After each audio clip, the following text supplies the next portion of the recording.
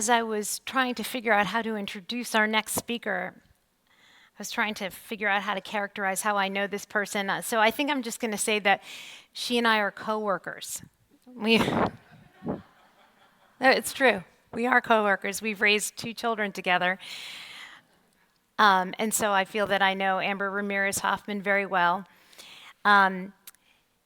When Scott and I were talking about end-of-life care and about the kind of care that we offer people who are facing that part of their life, the part of their life that we all will face, and yet we are, all of us, hesitant to talk about it and to discuss it. And I said to him, Amber actually is a death doula. She does this. And Scott was like, what? What? What? Why didn't you tell me?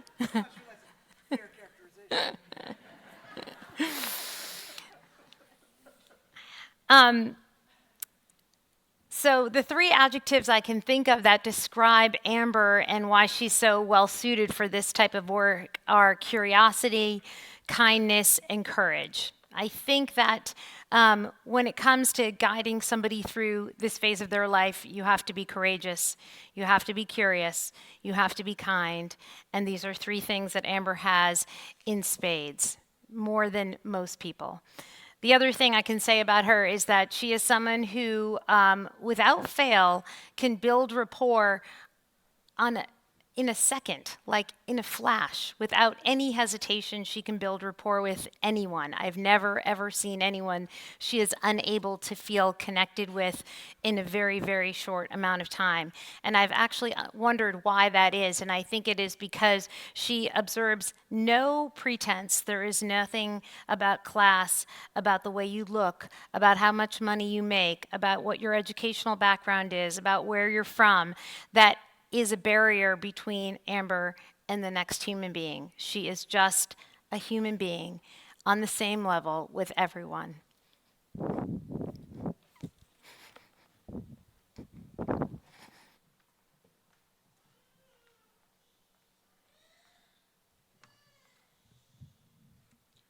Hi, everyone. Can y'all hear me? I want to say thank you to Rabbi Scott for inviting me up here to speak, and I want to say thank you very much to Rabbi Laura for that beautiful introduction, and I love having you in my life, so thank you very much. I am a death doula, otherwise known as a death advocate, and I'm here today to give some advice on how you can be a death advocate. My speech... Perfect. How about now? Better?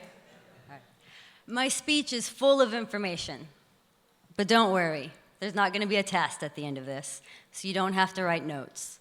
Instead, all I ask is that you listen with an open heart, because I believe strongly that all of the information I'm about to share with you today, you already know. I'm just here to help you remember it. So I'm a death doula, also known as a death advocate. And I'm here today to give some advice on how you can be a death advocate, how you can help ease someone's death transition so there's more love and less fear for the person dying and for those who are with them.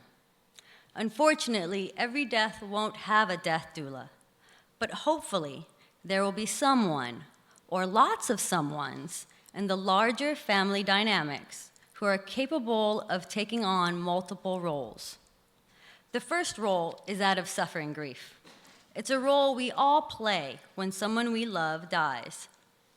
But an additional role is that of the death advocate, a person who can help their loved one who is transitioning into death. Jenny Harrington, a mother who tragically lost her son to cancer when he was only 8 years old, came up with 3 magic phrases that are more than mere words. They are messages that can help us comfort a dying person and also helps to remind us of our role as the death advocate. We will be okay. You will not feel pain. You will not be alone. A death advocate can use these 3 phrases to communicate with their dying loved ones and hopefully make the process of surrendering easier. Let's talk about the first. We will be okay. We don't want our loved ones to suffer, and we logically understand that they must leave us, that everyone dies. But often we are not emotionally ready to lose them. So we linger in our attachments, and consequently, they linger. From a dying person's perspective, our attachments can make it harder to surrender peacefully. Sanji Kadro wrote, "When we die, we go alone. No one, not even our closest, dearest loved ones, can accompany us. And being unable to accept this and let go of our attachment to our loved ones will cause our mind to be in turmoil and make it very difficult to have a peaceful death.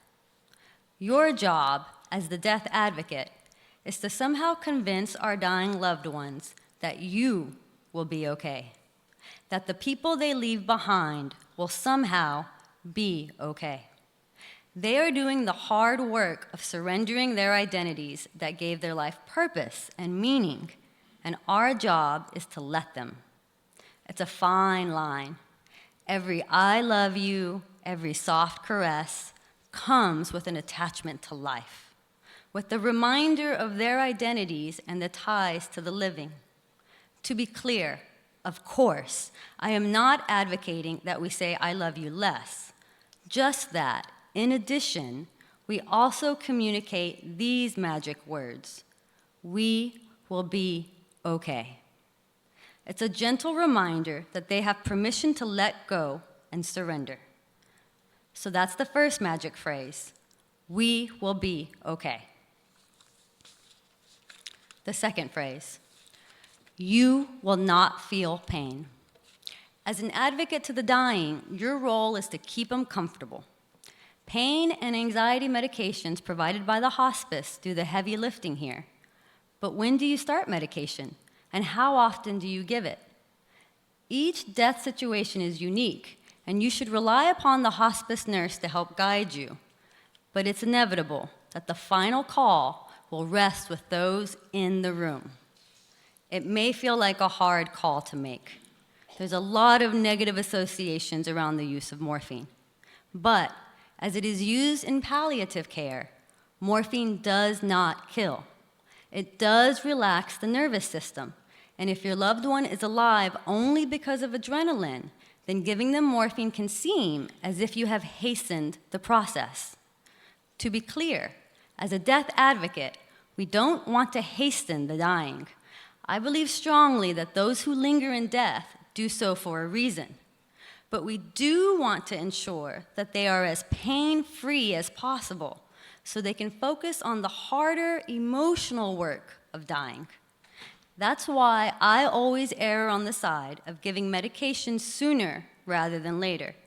And bear in mind that morphine can help our dying loved one's sensations of shortness of breath. It relaxes the muscles around the throat and can provide mental relief for those who are having trouble breathing. And you should know early in the process if morphine is the right medication for your loved one. Giving them morphine while they can still verbally communicate is a great idea. To check in and make sure that morphine is an ally and you don't need to find a different pain medicine. Just remember, by whatever means you use, your primary job is to keep them comfortable. So we've covered the first two magic phrases: we will be okay, and you will not feel pain. The third and last magic phrase that can help us comfort a dying loved one: you will not be alone. As a death advocate, I believe that there should be at least one person in the room with our transitioning loved ones, especially when the transition has reached the nonverbal stage. And ideally, there should be at least 2 people in the room overnight. Night shifts are tricky. We get tired, and it can be hard to stay awake instead of falling asleep. And holding space. And that ultimately is what staying in the room means. We are holding space for our dying loved ones. Holding space with a meta-awareness. Meta means positive energy and kindness towards others. It's also known as a loving kindness meditation. Staying in the room being a witness so that no one dies alone, is a metaphysical act of loving kindness. That means we should put our phones down, turn off the TV, and focus on how much we love our dying friends and loved ones. Sometimes our loved ones will choose the moment when we step out for a quick break to make their final transition. That's okay. This is their death. That's why we say out loud when we are leaving the room, but we'll return shortly when we take our breaks. This gives them the opportunity, if they want it, to transition alone. Of course, that can be emotionally hard on us, knowing that they may finally surrender when we are gone. But that's also a part of the job of being a death advocate. This is their death. We keep them comfortable and we let them go. We will be okay. You will not feel pain. You will not be alone. As a death advocate, you can use these 3 phrases to communicate with your dying loved ones and hopefully make their process of surrendering into death easier. I suggest using these phrases early in the transition process while your dying loved one is still verbal, but they can be communicated even when our loved ones have reached a coma state. Hearing is one of the last physical senses to leave, so say the phrases often throughout the dying transition. And remember, we all die. Your actions can become teachable moments for the younger generation who will one day become death advocates of their own, caring for our transitions during our deaths. Don't you want a death with more love and less fear? Thank you for listening.